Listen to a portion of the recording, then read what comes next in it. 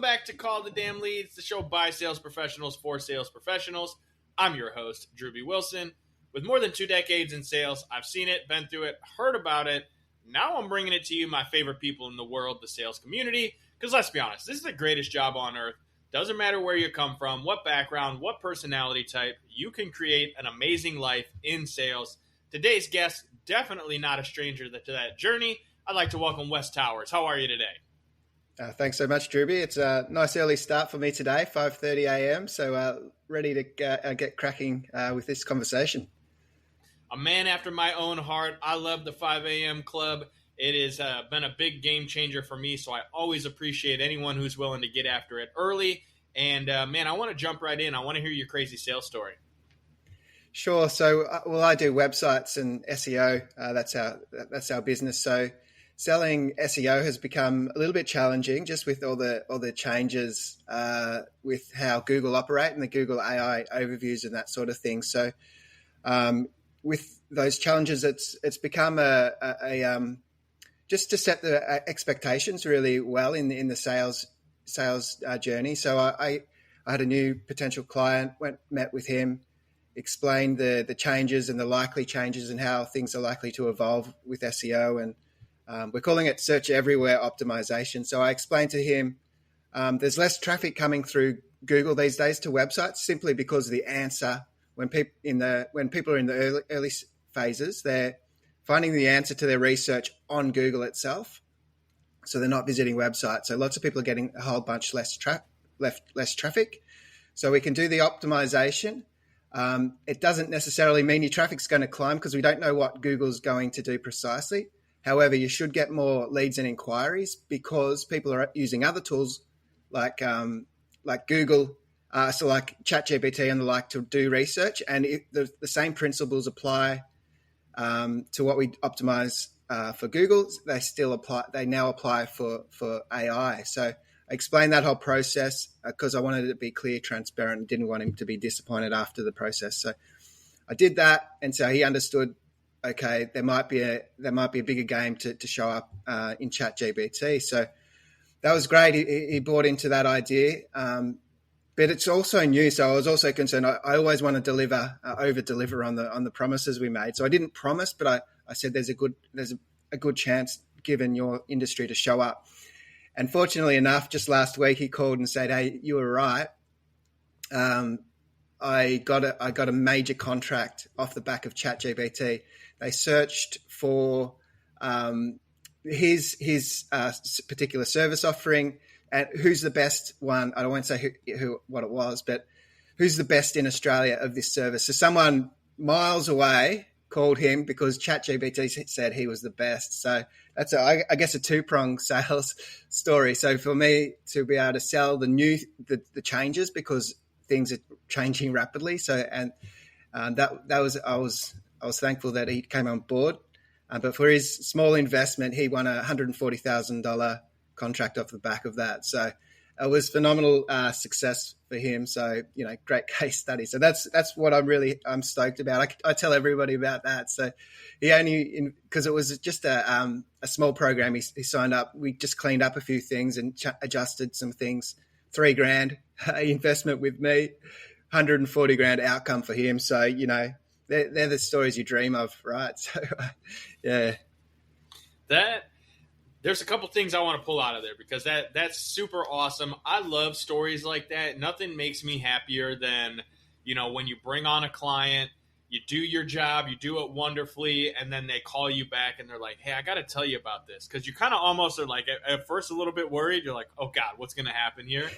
And then they share a crazy story like that, and you're like whooping and hollering, but also trying to keep it calm and collected. Like you knew that was going to happen. Like, well, of course it did. Like, this is how this works, right? But at the same time, there is so much change in the industry right now from a marketing perspective, as you said, right now you go to Google, you type in a question, it's going to just give you the answer right there in the AI. So less and less people are having to visit your website to actually learn this.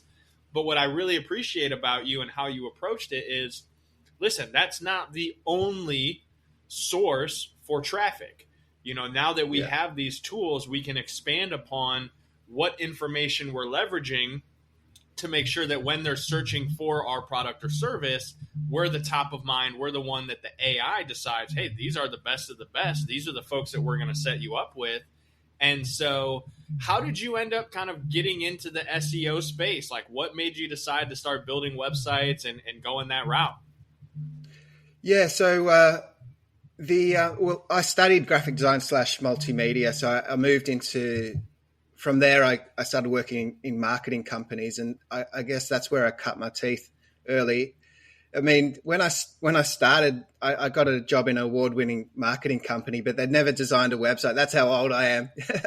So the marketing and this and everything wasn't really around the online. It was the year 2000, so not every business had a website by then. Certainly here in Australia, in Sydney, I was working. So they gave me they won a website job and say, right, you're the young guy, you better figure out how to build this, because we've just sold a website to somebody. So, and they were gracious and gave me plenty of time. So from there I became their web guy, and they merged with another company and I was their web guy. And then not long after, I started my own business and so I was on websites from a marketing standpoint, design and marketing, but SEO became a thing, and I kind of learned how it worked, and it keeps changing, and it's never before has it changed so dramatically. So, but building the right foundations are still holding true. So, yeah, it's been good. Yeah, well, and that's, man, I can't tell you how many times I've been in a position where someone I worked with sold something, and they're like, "Okay, cool, we're gonna figure this out," and you're going, oh, Lord have mercy on me. Like, all right, yeah, I guess we are going to figure it out. But as a, small business owner, entrepreneur, there are going to be times where you're going to be faced with like, hey man, I need you to do this for me. And, I'm not recommending that anybody sell something they can't actually deliver on, but this is what allows you to grow. This is what allows you to take that next step in your business and in your life, is being able to figure things out. And, with the advent of AI and all the tools and things that exist, like, building websites has never been easier, I'll say. Yeah. And also, it's never been more challenging, because you still have to know the framework. You still have to know how to build a proper website. So, like, what are some of the things that you see in new business owners, like maybe the mistakes that they're making, or some of the things that they should be doing just to make sure that they have this foundationally built correctly?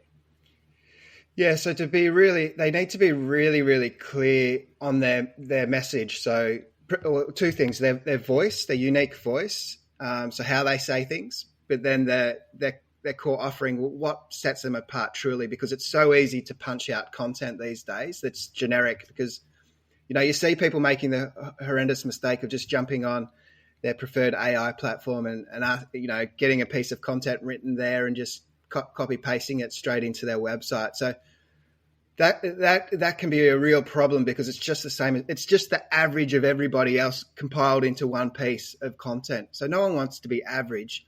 You've really got to set yourself apart. That more than ever, you humanize your brand as much as you can. So you're engaging with, because people buy from people, and that's still going to be the case.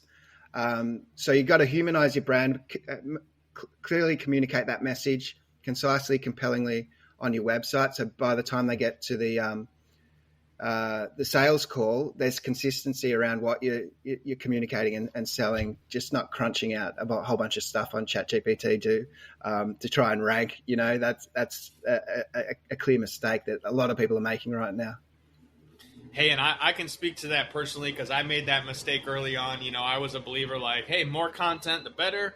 If I have 1,800 blog posts, then they're surely going to come and find me. And turns out that hurt my website more than it helped it, because now Google has a hard time like deciding what's actually good content. And it's not to say that you can't use these AI tools to get you started, but I really like what you said about humanizing it, making it in your actual tonality, right? Because nothing's worse than like you go to check out a website or you learn something about a company, and you're like reading all of it, and you're like, yeah, this looks really good. And then you get on the phone with somebody and they have absolutely no idea what you're talking about. It's like, well, I read your blog post, and it's like, oh, and you mentioned this thing, and they're like, Yeah. I did mention that. And you're like, wait a second, hold on now. I thought you were the expert. Turns out you're just like everybody else, and you're using content that you have no idea what's real about it. So I really love that advice. I think there's a lot of people that are doing what you said. They're just going in, talking to the robot, getting a robotic response. And I'm a big believer that, copywriting is the number one tool and skill set that you can learn to be a better sales professional.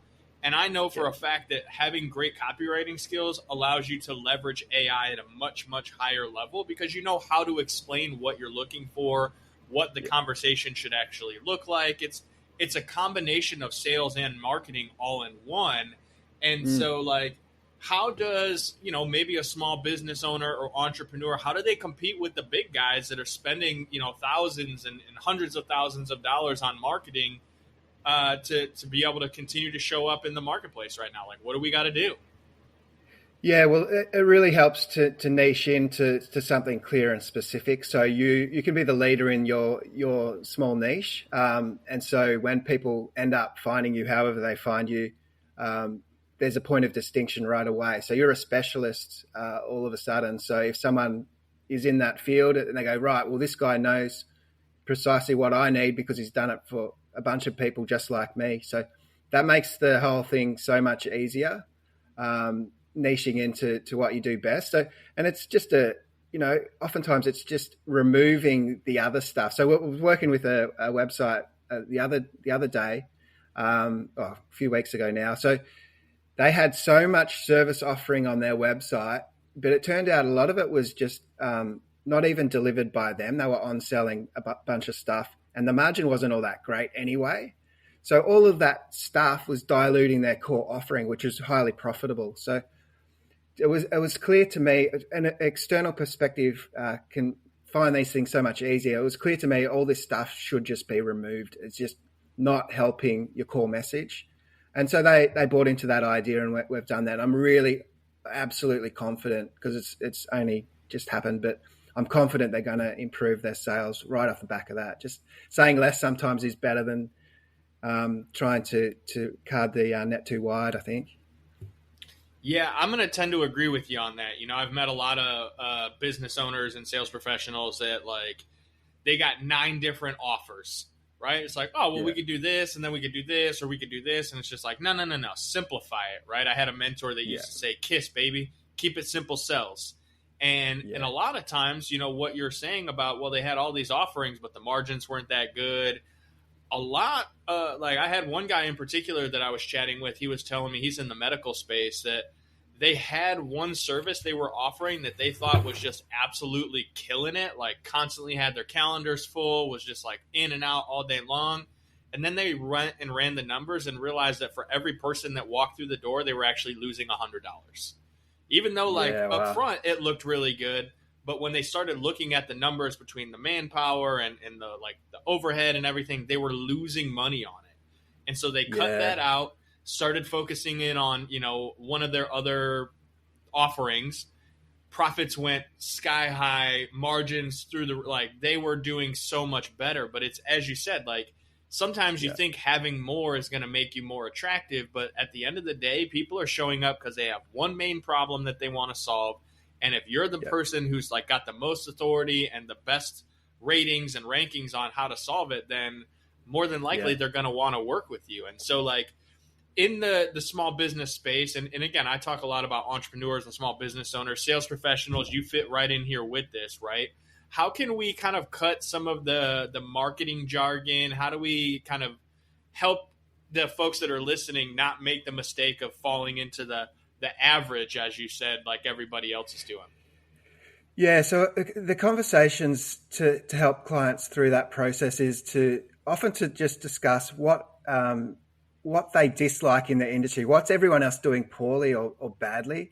I find people come up with answers to those kind of negative spin on those sorts of questions far more easily. They're really frustrated because everyone does it this way, but they do it that way. That's gold, because we can flip that to the positive angle of what, how they do it in a different way. But I used to have the conversation with them, what sets you apart, what makes you different, blah, blah, blah. And it used to be pretty generic. But once they're talking from the frustration about their industry, or what what the clientele say about, you know, the bad, negative things about their industry, that there's real gold in there. So we can dial into those unique points, because everyone else is selling the 90%, but the 10% that makes you uniquely you, that's the bit that makes that's the bit you got to focus on. Because everyone, like, you know, if you're selling, I don't know, building houses, everyone knows you got to live in a house, but why is this house better? You know, that's really where it comes down to. So getting that core message really clear, but also the voice, like you mentioned, punching out lots of content previously. If you can set your style guide, your voice, the style in which you write and communicate, which goes across everything. So it's got to be congruent with how your sales guys talk. In my instance, I'm the only sales guy, so it's easy for me.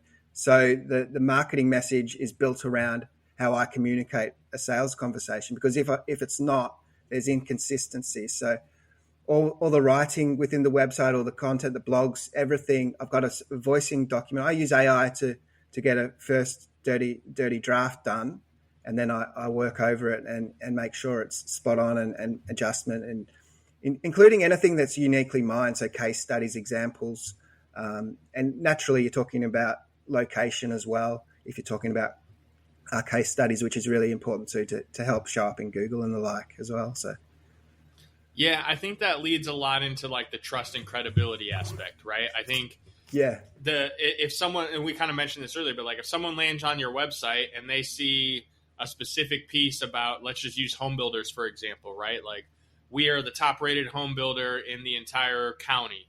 And then they go on Google and they're like, who's the top rated home builder in the county? And it tells them like 4 other companies. They're like, all right, well, hold on. How come they're claiming to be the top rated builder? Or like what I've seen, especially the home builder side of things. This is one of those things. I was on Instagram scrolling the other day, and I came across one page where it's like he's a home inspector, and he goes out to all these new buildings, and he literally will walk through, and he's like, this is an $800,000 house. And he's got like this little hand, and he's just pointing at like all the cracks in the foundation and like random screws in places. And it's just like totally calling these guys out for the shoddy work that they're doing. Like, people can research that, right? People can go online and they can find that, like, if they type in your name to Google and they start searching, they're going to find all the good, the bad, the ugly, and everything in between. So what are some of the things that our listeners should be doing to make sure that they're continuing to have that trust, that credibility? You mentioned the case studies and testimonials. Like, what are some of the things that we should be adding to our website to really lean in on that?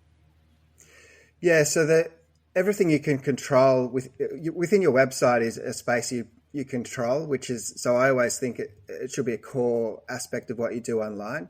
All the social media is noisy spaces, but it's fantastic. You've got to play in both spaces to bring people to your website, and that's your territory where you can really control the message and without distraction. But they're the things you can do inside your control. The things outside your control are super important too. But so Google reviews, it's kind of outside your control, because it's up to the clients and people generally to do that. But you can certainly prompt people. And so making it part of your process just to ask for that review. Once a client's super happy, just say, hey, do you mind leaving a quick Google review? Or a Facebook review, and anything like that. Third-party endorsements, obviously really key. Things that the people can recognize, this can't be fabricated, it can't be fake, because it's published elsewhere. So any reviews and those sorts of things, video testimonials obviously as well are really good if you can get that. It's hard to sometimes get people behind a camera, but if they're willing and able to find a way to get that, written testimonials are good too, but people realize they can be doctored, and they're curated at least to a large degree. So, I mean, people realize that sort of stuff. And as you say, they'll do a general Google review. I actually got a client on board who had said for many, many years, we don't need a website because no one buys our stuff through a website, and we've got a certain niched offering. And that was cool until they were going to get sued by somebody. So anyone who, and I believe they told me that it was not fair and it was blah blah blah. They had a good story around it, but that didn't stop there. When people were googling their name, the only thing you could see about them was they're getting sued by somebody. So all of a sudden, they needed a website and they needed to bury that message and have their own message. And it turned out people were googling them mainly for the address because it was about distribution and shipping and so on. So people needed trucking people needed to find the address and find where to go. So people were googling them. They just didn't realize it until some of these trucking guys said, "Hey, what's going on? You guys getting sued." So that's an interesting story in itself. So yeah, and I love the idea of Google reviews, and I can say without question that I am 100% a person that I'll pull up a code. Like if I'm looking for something, I'm going to pull it up. I'm going to look at the reviews, whether it's on Amazon or Google or wherever I'm doing my research. And 9 out of 10 times, I'm going out of the one that has the most reviews and then the one that has like the most consistent. So like I hear a lot of guys that are like, "Oh, I got a 3-star review. I got a 4-star review." And it's like, yeah, but that's real. I don't know how many times I've been on and it's like 5-star review, 5-star, like hundreds of 5-star reviews. And I'm like, what are you guys, just perfect? Like no one's ever had an issue here. And I think there are people that will try to bury those little, the 3 and 4 stars. But I'm also the kind of guy that I'll go and I'll pull up all the 1 and 2-star reviews and I'll see what people are saying. Because there's a lot of times people are they're jerks and they're mad because it's like you didn't over deliver on something. And it's like, well, he promised this. And it's like, well, no, we don't promise that. Like it's in our contract, whatever. I'll actually look to see the people that are replying to the reviews, how they're handling them, the way that they're like, either they're owning up to it and being like, yes, we totally made a mistake. We'll be happy to fix it for you. Like 100%, let's have a conversation. Or they're willing to just call people out and be like, no, this is how it went. Here's the proof of it. Yeah. Like I had a guy like that one time that he placed an order with me and then he got mad because our website wouldn't let him use 2 discount codes at one time. And so I emailed him and I'm like, hey, man, I understand your frustration. However, you were trying to use 2 codes at one time. That doesn't work. And the code that you used actually saved you more money than trying to use the 2 that you were trying to put together. And he got all sassy with me. And so I just canceled his order. And I was like, well, it turns out I don't want your business. And he went on and left me this big 1-star review and threw a fit. And then I replied very friendly, but hey, this is my right as a business owner. This is what was going on. I tried to work with you. You didn't like my response. So I just chose not to do business with you. And I actually have had people that have called me and been like, hey, man, I saw the 1-star review and the way that you handled it. And I appreciate that because not all business is good business. And so I want to work with somebody that understands that and tell me more about what you have going on. So I love the idea of Google reviews and really leaning in on them. Yeah, 100%. That's exactly how a lot of people will perceive. If you get one bad review and you got 100 good ones, well, people are smart enough to realize, hey, that one guy was just out of line. I often get people email and say, hey, we got a negative review. Can you help us remove it? And I say, well, not really. It's really difficult. I mean, you can use you can, if it's genuinely false, you could go down the legal path. But man, as you say, you just respond in a positive, helpful way, acknowledge that what they've said, and but also make it clear that you potentially weren't in the wrong. You do it very, very politely because you don't ever want to retaliate with a nasty message, because that's when a negative review really hurts you. The way in which you respond is key. So I think you're doing it perfectly well. But it is funny sometimes when a client, it's happened a few times, a client will ring or email and say, hey, help us remove this review. And I say, don't worry about it. You got 100 really great reviews. This one isn't going to hurt you. In fact, I went to a seminar. It was a psychologist turned marketer.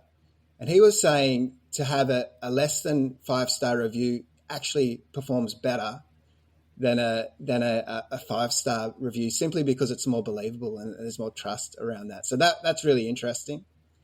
I've got all 5-star Google reviews for me. So I haven't got a negative. Maybe I have to get a negative one somewhere. It's I'm like, not hey going to man, just make encourage it a it. 4-star. Not that I'm gonna be mad, but like, help me help you, and we'll all win together. Yeah. So yeah, I'll just wait for that to naturally happen at some stage. But yeah, it is interesting. That psychologist had all the data. I haven't got it with me, but it really compelling. Even he talked about mistakes in business and how if something genuinely does go wrong and the way in which you address it can be a positive thing because it all of a sudden humanizes your brand.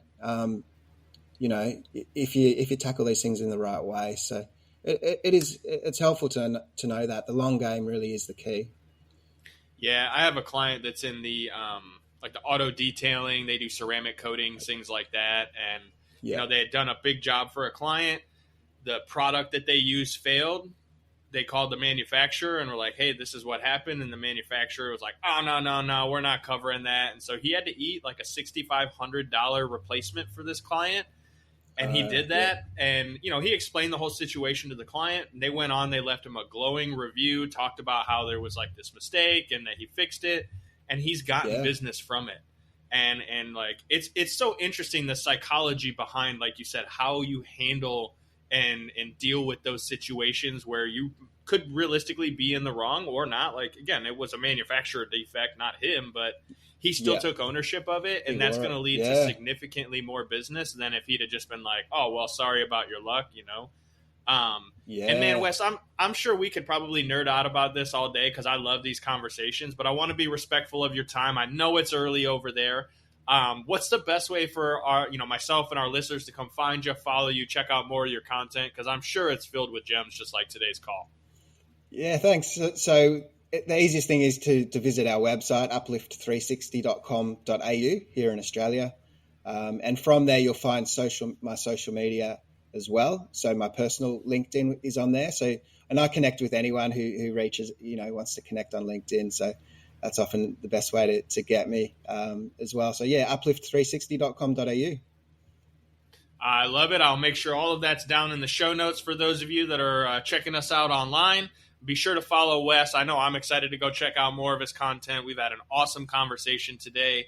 And listen, if you enjoyed the show, if you got some value out of it, share it on social media.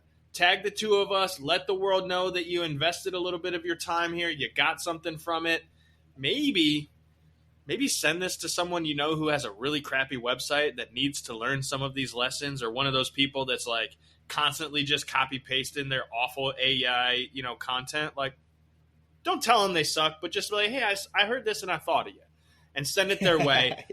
Help them, help you. Let's all help the world get better, because that's what this call in this show is all about. It's helping sales professionals, entrepreneurs, small business owners really learn and understand the little things in life that can help take them to the next level. And here's the other deal. If you've got a great sales story, maybe it's even one where someone invested a little bit of money with you and then made a shitload of money because of it. Let's talk about it. Come on the show. Let's have you on here as a guest. Head over to callthedamnleads.com/podcast. Send us your details. We'll book you in, and we'll have another great conversation, just like we did today with my man, Wes. Thank you again, brother. This has been great. Yeah, I've enjoyed it. Thanks so much. You guys know what to do now. Go pick up the phone. Call the damn leads. We'll see you next time.